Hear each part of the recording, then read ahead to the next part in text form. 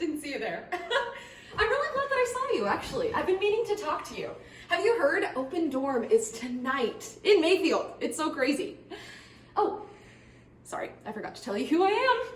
My name's Jerica, and I am an RA in Up Old. You might have seen me around. You probably have heard me too. I have no volume control. Anyway, Open Dorm is full of a lot of stuff. And there's a lot of rules too, really interestingly. And they seem really complicated, and it's not really that bad. But I'm here to tell you about it. So, there are 3 main rules for having a guy in your room in Mayfield. Number 1, you have to be upright and approachable.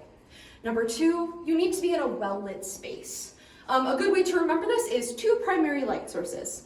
And number 3, your door needs to be open at a 45-degree angle. So what does it mean to be upright and approachable? This one sounds really vague, but don't worry, it's honestly pretty easy. Rule number 1 is you have to be upright.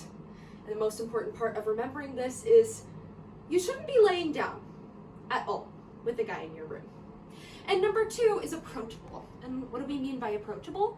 A good way to remember this is if somebody walks into your room, especially an RA, you shouldn't have to readjust. You should be in a position that is comfortable, not only for the person that you're with, but also for anybody who walks into the room.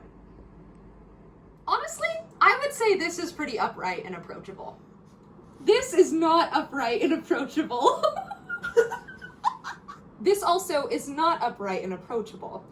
You shouldn't have a blanket because we like to say we don't know what's happening under it. A good rule of thumb as well is we should be able to see your hands. And most importantly, this is definitely not upright and approachable. You really shouldn't be laying on a bed with somebody. And now that that's out of the way, what does it mean to be in a well-lit space? I said earlier, a good way to remember this is 2 primary light sources. For example, this area right now is a pretty well-lit room.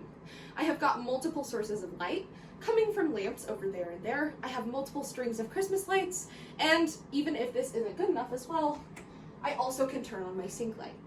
Generally, another way to remember this rule is you should be able to see the other person's face very clearly.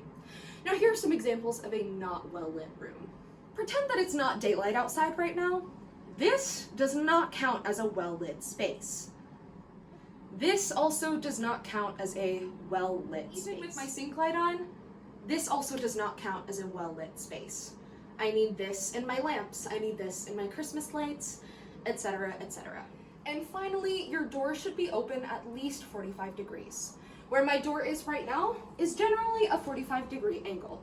Basically, if somebody is to walk by, we should be able to see into your room pretty well, and to be able to see most of the room as we pass by. A good way to figure out what 45 degrees even looks like is you could almost kind of line it up with a tile. It's not going to be 100% accurate, but that should be a good way of measuring. And just so you know, if your door isn't open 45 degrees or if it is less, any RA who walks by is entitled to open your door farther for you. So that's it. Those are the 3 rules of Open Dorm. Upright and approachable, well-lit space, door open 45 degrees. And don't forget to be timely during Open Dorm as well. Thursday, Open Dorm is from 6 to 10. On the weekend, Open Dorm is from 6 to 12. It's really important to keep all these rules in mind because even though there might be a little bit of grace on the first few Open Dorms, you are at risk of being fined for breaking, or even worse, intentionally breaking any of these rules. So keep that in mind, and if you keep all that up, we'll have a great Open Dorm. We're so excited to invite our guy friends into Mayfield.